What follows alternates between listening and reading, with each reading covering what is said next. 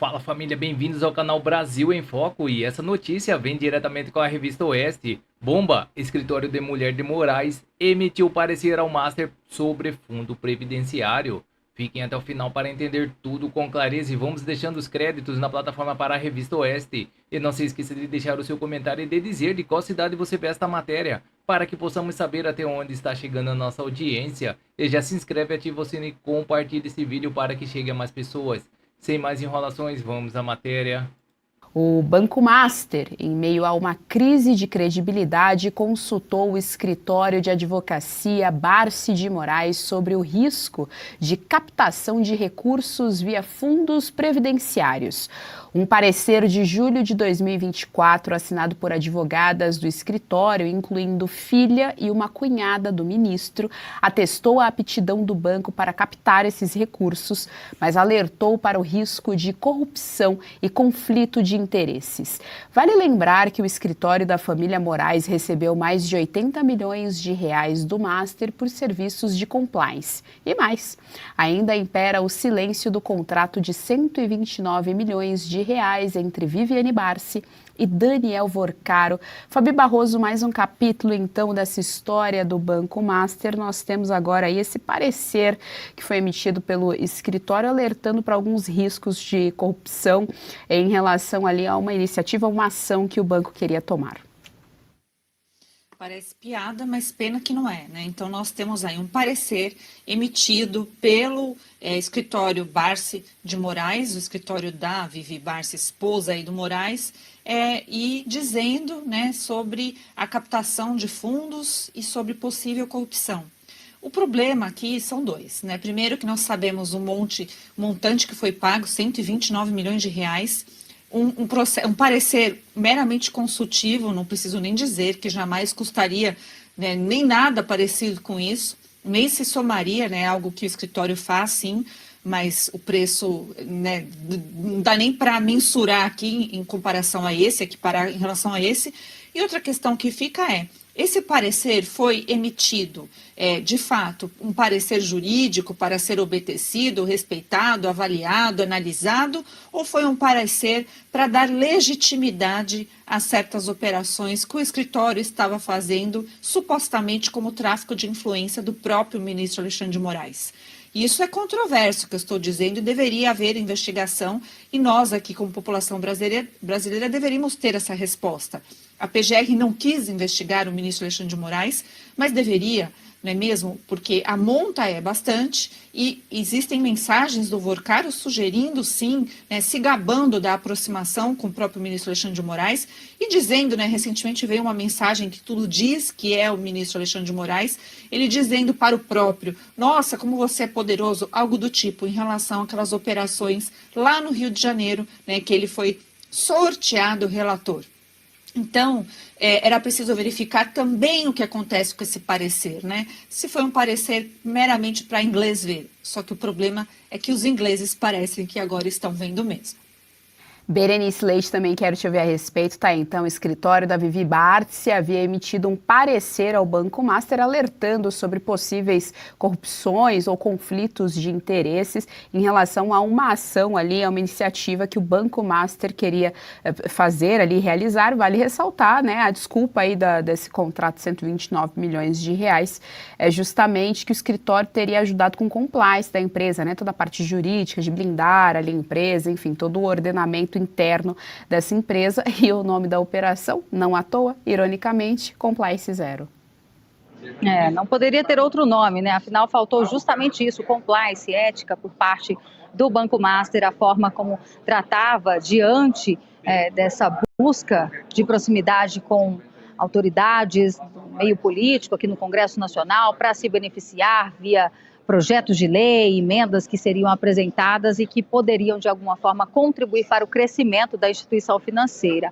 Agora, com relação a essa informação, me chamou bastante atenção isso chegar justamente nesse momento, né, que desde ontem ninguém mais falava sobre a questão do Banco Master. E aí, quando chega uma informação nova, é justamente dando conta de que, olha, o escritório da esposa de Moraes também fez isso, viu? Participou ali dessa questão que envolve os fundos de pensão. e ainda assim deu um parecer muito ruim, né? Porque ou foi ignorado, ou a questão da corrupção estava prevista e eles já sabiam que ia dar nisso, né? O calote, no caso do Rio de Janeiro, chega a quase 2 bilhões de reais, e do Amapá, do estado do presidente do Senado, Alcolumbre, R$ 500 milhão. É importante resgatar também isso, porque a CPMI do Master não avançou, justamente porque Davi Alcolumbre não leu o requerimento em sessões do Congresso, já tivemos 2 delas. E os fundos de pensão, Geis, é importante se dizer que tiveram a aprovação para que esse fundo fosse investido no Banco Master pelo presidente, que foi indicado justamente por Davi Alcolumbre. Então, a gente percebe que não há nenhum interesse por parte do presidente aqui desta casa de que a investigação fosse exposta no âmbito político. Agora, essa informação nova que chega cai em contradição com uma nota emitida pelo próprio escritório da Viviane Barsi, que alguns meses atrás quis explicar por que o contrato chegava a 129 milhões. Apesar de tudo que eles explicaram ali, o valor não chega nunca, né? Os especialistas em direito falam que esse valor é estratosférico e não poderia ser apenas um trabalho de compliance. Mesmo assim, agora a gente percebe que eles vão tentando adicionar informações para, de alguma forma, tentar justificar esse valor faraônico. Agora, só para finalizar essa questão do Banco Master, a gente tem que também prestar atenção no que está acontecendo aqui nos bastidores em Brasília, tá? Porque um perito da Polícia Federal foi alvo de uma investigação aberta pelo próprio ministro Alexandre de Moraes, que quer apurar quem vazou as informações, e já existe o nome desse perito, né? Ele foi afastado de suas atribuições, porque teria produzido um dossiê, não só do ministro Alexandre de Moraes e a sua relação com o Banco Master, como também um dossiê voltado para o Dias Toffoli e a esposa do ministro, ex-esposa, acho que hoje em dia não são casados mais, enfim, sobre esses 3 personas. E por que isso está vindo à tona agora? Justamente porque se isso for considerado como uma prova, e nós temos a Fabi, que é a nossa operadora do direito, pode falar muito melhor sobre isso, e essa prova for considerada, né, que foi extraída de uma forma ilegal, ou seja, por via de um perito que produziu um dossiê e vazou essa informação para a imprensa, esse pode ser o caminho para buscar a nulidade de qualquer investigação contra esses 2 ministros que eu acabo de citar. Então, talvez nos bastidores, pelo menos é isso que eu tenho escutado aqui, que os ministros já articulam um caminho para saírem livres de toda essa investigação. Geise. Fabi Barroso, você foi chamada, hein? A gente quer te ouvindo aqui a respeito, operadora do direito, por favor, Fabi. Né? Os benefícios. Bom, essa questão de nulidade já está realmente, né, bastante indício de que o próprio ministro Gilmar Mendes está tentando uma nulidade até em relação ao caso Master em si. Né? Ele já falou de garantias, já fez conflito frontal aí com o ministro André Mendonça, colocando a pecha que as operações autorizadas pelo ministro André Mendonça são das mesmas características da Lava Jato e etc. E em relação aos ministros, sim, isso é sempre possível. No entanto, se a Polícia Federal tiver, de fato, subsídios importantes e apartados dessa informação que veio aí desse fiscal, é possível fazer essa investigação e creio que as provas produzidas, e devem ter provas sobradas, espero eu, para que se conclua futuramente, né, um processo, inclusive de impeachment. Né? Nós aqui sonhamos com o processo de impeachment no ano que vem, e se isso for pautado, lembrando que isso é julgado pelo Senado Federal e as provas são apresentadas lá. Aí eu não sei se vai dar para cavar essa nulidade aí, que sim, com toda certeza os ministros já estão reverberando isso pelos bastidores, porque é isso que eles fazem. E vamos com as notícias no site Poder 360. Senado aprova a pauta bomba dos agentes de saúde. Impacto é de 27 bilhões. Proposta cria aposentadoria especial para agentes de saúde e endemias. Texto já foi aprovado na Câmara e vai à promulgação.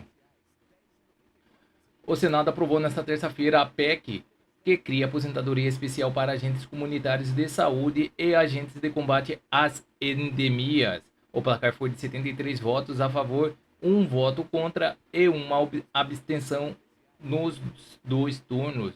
Vai para promulgação. A proposta é uma das medidas que preocupam a equipe econômica do governo pelo impacto nas contas públicas, estimado em 27 bilhões em 10 anos. O texto permite a aposentadoria aos 57 anos para mulheres e aos 60 anos para homens que se enquadram nas categorias. Para ter direito, os profissionais precisarão comprovar pelo menos 25 anos de contribuição e de efetivo exercício na função. Atualmente, após a última reforma da Previdência, a regra geral exigia a idade mínima de 62 mulheres e 65 para homens. O projeto cria um pedágio de transição para quem já está na ativa. Até 2030, agentes que completarem 25 anos de contribuição até este ano poderão se aposentar com idade mínima de 50 anos e 52 anos para homens. A partir de 2030, a idade mínima de aposentadoria subirá 2 anos a cada 5 anos. A partir de 2041, o teto de transição é atingido, passando a vigorar em definitivo a idade de 57 e 60 anos. A PEC também garante que o trabalhador aposente recebendo o último salário da carreira ou a medida salarial e paridade com os da ativa. A votação é realizada depois de a proposta cumprir o prazo regimental de 5 sessões de discussões no Senado. O presidente da Casa, Davi Alcolumbre, havia retirado o texto de pauta anteriormente para assegurar a tramitação projetada no regimento. A PEC enfrenta a resistência do governo, que teme os efeitos financeiros da medida. A bancada governista, porém, foi em grande parte a favor da proposta. Havia um temor de ir contra a mudança em ano eleitoral. O governo tentou meses adiar a votação da PEC. O ministro da Fazenda, Dário Dorigan, chegou a se reunir com Alcolumbre para pedir que a proposta fosse escanteada porque o orçamento não comporta a medida. O Planalto também tentou emplacar mudanças no texto, como a retirada da paridade salarial, para tentar amenizar o impacto financeiro. Por se tratar de uma PEC, o presidente Luiz Inácio Lula da Silva não pode vetar nenhum trecho porque a proposta não vai à sanção.